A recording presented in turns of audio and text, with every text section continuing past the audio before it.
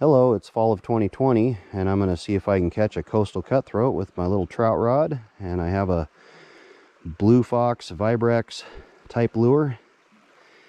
So we're going to cast and see if I can get myself a sea run cutthroat. Alright, put it in the water. Slowly reel, see if they come out of the dark.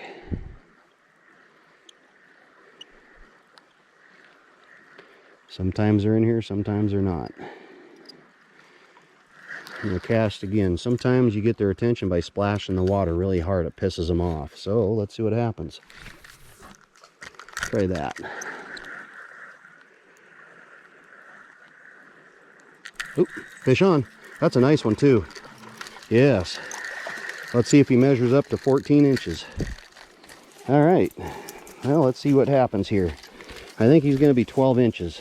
And then we'll get him back in the water. So he's 13 inches. Yep. And I'm going to get him back in the water real quick, but that's a nice coastal cutthroat. All right, come on, get the hook out. All right. Coastal cutthroat have all these little black dots across their back. And there he goes. Let's see if I can get another one. I'm going to keep this video rolling just to give her a try. And cast again. Just like that. Splash down. Slow reel. See if its big brother comes out of the woodwork. They have to be 14 inches or bigger here. And you can only keep 2.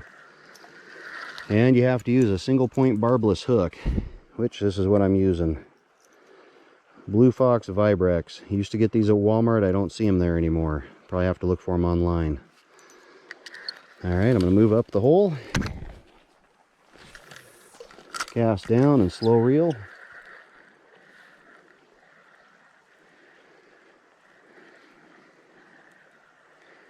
I don't see anything. Nope. Okay, I'm going to move up the hole. See if I can cast way out there. Now this is a tidal river, so when the tide goes down, this water gets this low. When the tide comes up, this is all full in here. As you can see on the bank across the way, it's muddy.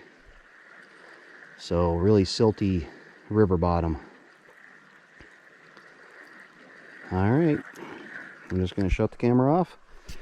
If I catch one, I'll put the camera on to show me reeling it in. Okay, so with that trout I just caught, it was a coastal cutthroat. It was measurable, so I pulled it all the way out of the water. Some of you might be thinking that I should have kept it in the water while releasing it. There's 10 feet of bank down here, and it slips straight in. This is all slick mud bank, and across the other side it's the same thing, slick bank. So it's really, really hard to get down to the water's edge as it is. So you have to flip the trout up onto the bank just to measure. Other places down this river I can actually be at the water's edge. It just happens to be that right here I cannot do that to release them. I just have to throw them back in the water, but as quickly as possible. If it was a non-measurable trout that I could really see, then I'd just take it off the hook, throw it back in the water quick. That's all. Okay, so I just came to another hole here where there's cutthroat in there, hopefully. They're called coastal cutthroat. They could be natives too, but they have to be 14 inches. And how often do I catch a native cutthroat at 14 inches is not very often. I think my biggest out of here is 12 inches anyway. So I'm going after coastal cutthroat. And I'll try a few more casts. If I get one on, I will turn the video on. Alright. Well, looks like I'm going to give it another try for these coastal cutthroat down here. I got some ducks in the water right in front of me, so here they go. Wow, that's kind of cool. Mallard ducks. Oh, there's 2 more. They're going to screw up the fishing here in a second. Let's try it. Pretty sure those ducks are going to mess up my fishing. But I got to try another cast there just in case the fish are used to it. Let's go. Here we go.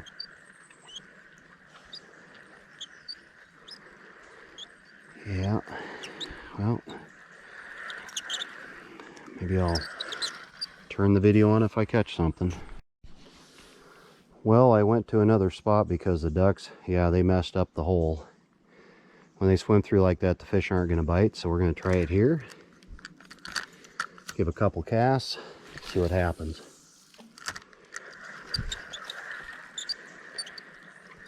See if I can get anything to come after my lure.